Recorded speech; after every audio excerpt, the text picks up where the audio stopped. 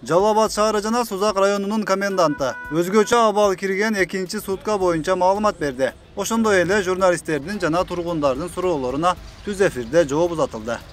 Жалпысынан өткөн сутка ичинде Жалал Абад шаары жана Сузак району боюнча коомдук саясий жана криминогендик абал туруктуу болуп сакталды. Жалпысынан бир сутканын ичинде ушул аймактардын ичинде жана областтын аймагында 11 кылмыш катталды.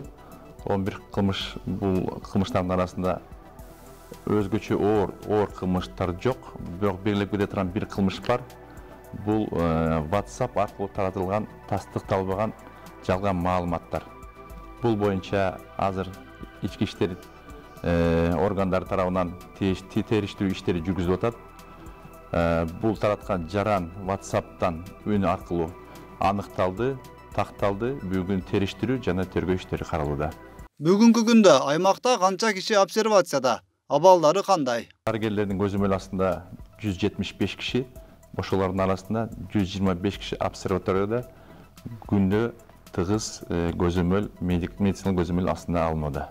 Сузактагы арычылар башка жака көчүшү керек.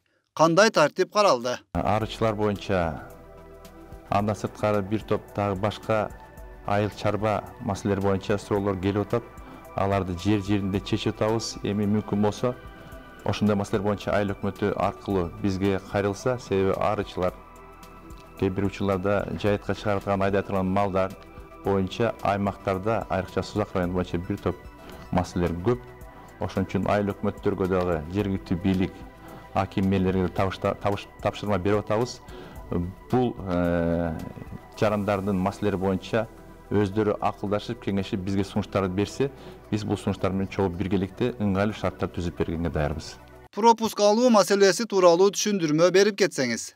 Пропуск боюнча биз түз телефондорубузду калтырганбыз. Андан сырткары Сузак, Жалал Абад комендатурасынын телефондору бар. Андан сырткары башка ички иштер, областтык ички иштер башкарманын комендатурасында күнү түнү ал жерде штабтын кызматкерлери өзүм баш болуп отурам.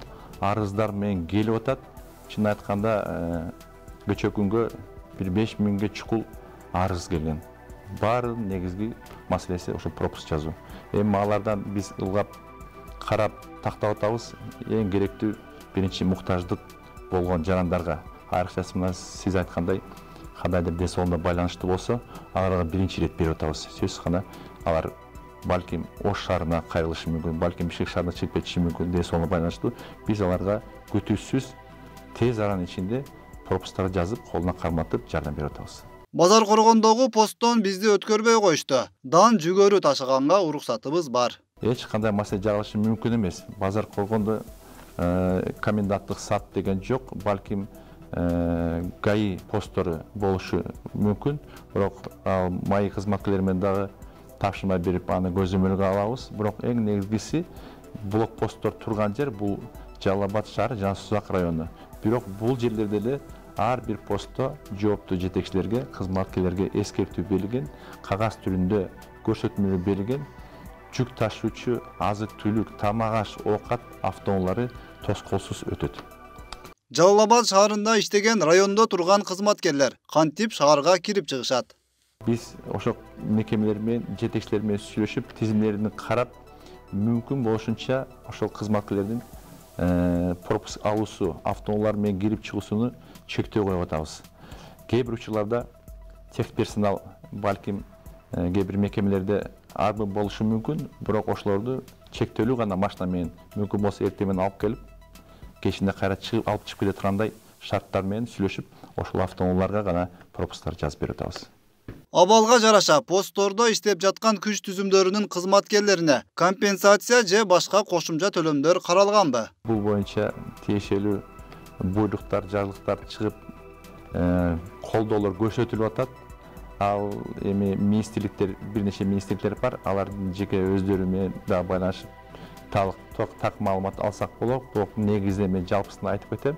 Бул багытта кандайдыр маселе жаралган жок.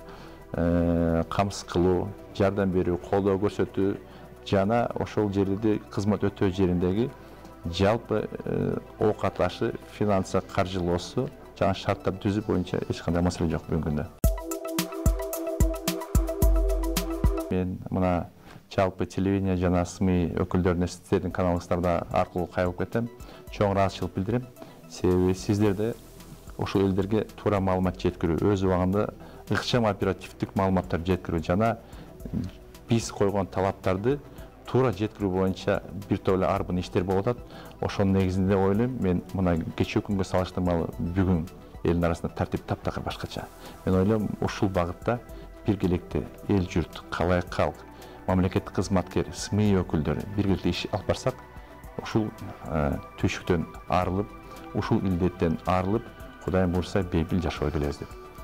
Жалал-Абад шаары жана Сузак районунун комендантына сизде суроо болсо 0773 коду менен 88 92 27 WhatsApp номерине жиберсеңиз болот. Биз жооп алып берүүгө аракет кылабыз. Өткүрбек Рахманов, Регион.